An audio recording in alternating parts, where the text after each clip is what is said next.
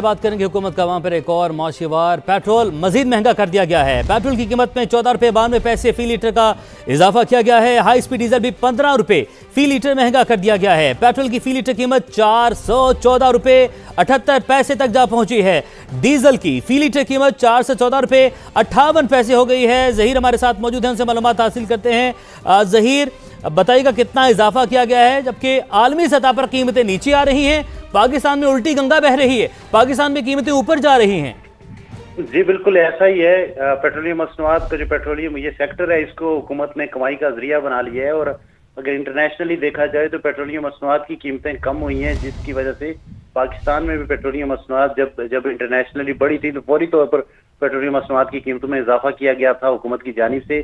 लेकिन अब 2 हफ्ते से पेट्रोलियम मसनूआत की कीमतें उस स्टेज पे हैं कि जहाँ पे पेट्रोलियम मसनूआत की कीमतों में अगर कमी हुकूमत नहीं कर सकती तो कम अज कम जो डीजल की कीमत में 15 रुपये इजाफा किया गया। और जो इस वक्त पेट्रोल की कीमत है 14 रुपये 92 पैसे, तकरीबन 15 रुपये इस प्रोडक्ट में भी इजाफा किया गया है। तो इसको हुकूमत इजाफा कम अज कम पास ऑन नहीं कर सकती थी, लेकिन हुकूमत की जानिब से ये मुनासिब समझा गया कि अवाम पर मजीद बोझ डाला जाए। और पेट्रोलियम मसनूआत की कीमतें जो हैं ये सप्लाई चेन इन पे डिपेंड करता है, और फिर हर चीज महंगी हो जाती है, इससे जुड़ी हुई है।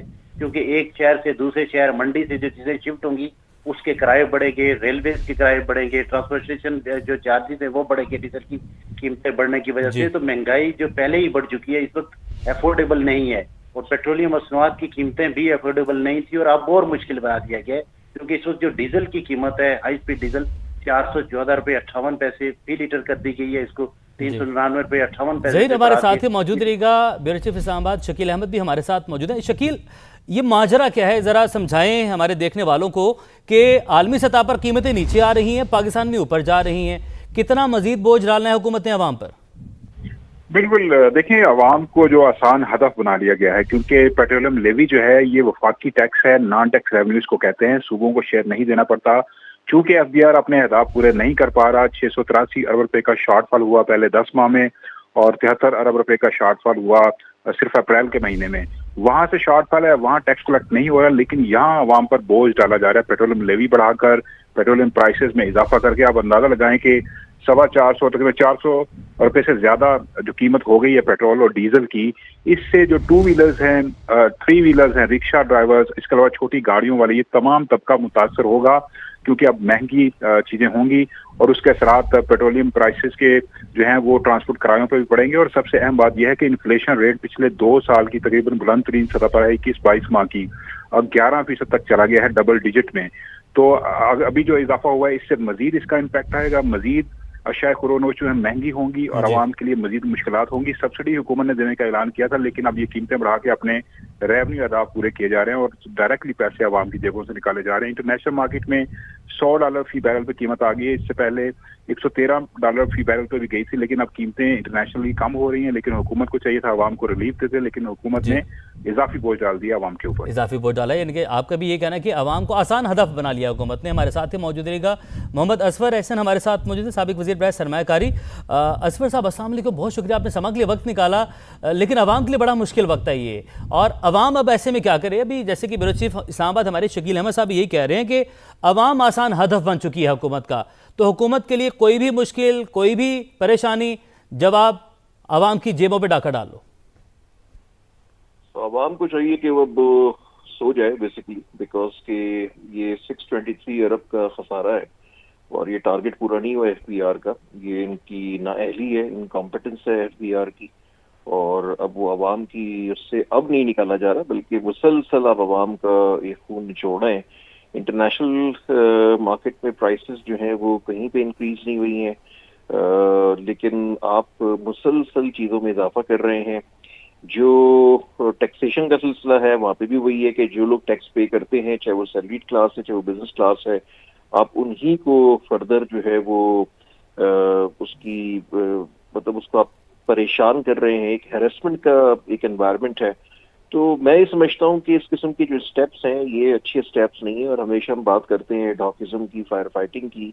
जब तक उस माइंडसेट से नहीं निकलेंगे, जब तक अपनी इनकम आप जनरेट नहीं करेंगे, जब तक आपकी इन्वेस्टमेंट्स नहीं बढ़ेंगी, जब तक आपकी एक्सपोर्ट्स नहीं बढ़ेंगी, जब तक आपके खर्चे कट डाउन नहीं होंगे, जब तक आप ये सर्विस की प्राइवेटाइजेशन नहीं करेंगे, तो ये सिलसिला चलता रहेगा और एक एलीट कैप्चर जो इस मुल्क में है वो एंजॉय करेगा, वो स्टेटस को मेंटेन करेगा।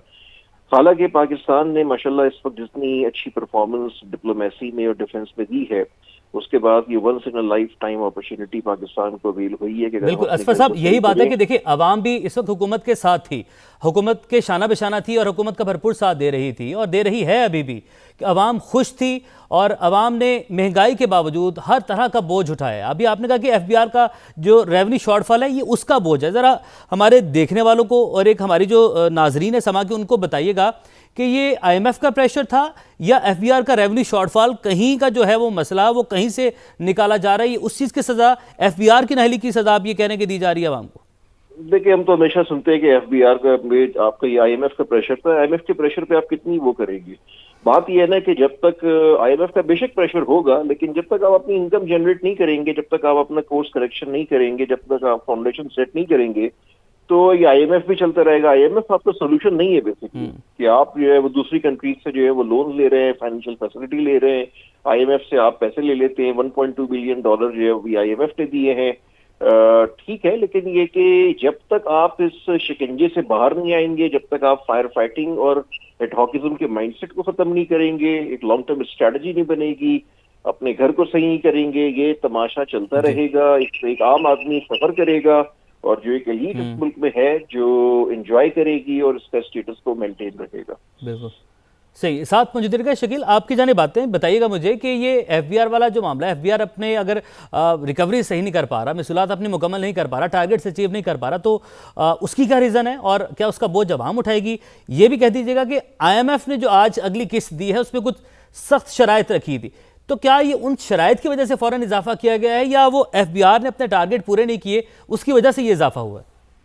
देखिए, दोनों वजूहात हैं। पहली वजह तो ये है कि एफबीआर जो है अपने अहदाफ पूरे कर नहीं पा रहा। अफसरान को तकरीबन 1000 नई गाड़ियां खरीद के दी गई थी, टैक्स रेवेन्यू में इजाफा होगा, टैक्स नेट में इजाफा होगा और साथ साथ भारी मराद दी जा रही है अफसरान को, 4-4, 5-5 सैलरीज दी जाती हैं उनको बोनस के तौर पर। लेकिन एफबीआर अपने अहदाफ पूरे नहीं कर पा रहा और उसका खुमियाजा आम आदमी भुगत रहा है, क्योंकि आईएमएफ से ये कमिटमेंट की गई थी कि 160 रुपए फी लीटर लेवी जो वसूल की जाएगी पेट्रोलियम मसनूआत के ऊपर, तो अब 100 रुपए फी लीटर से ज्यादा लेवी हो चुकी है और ग्रेजुअली मजीद ये ऊपर जाएगी।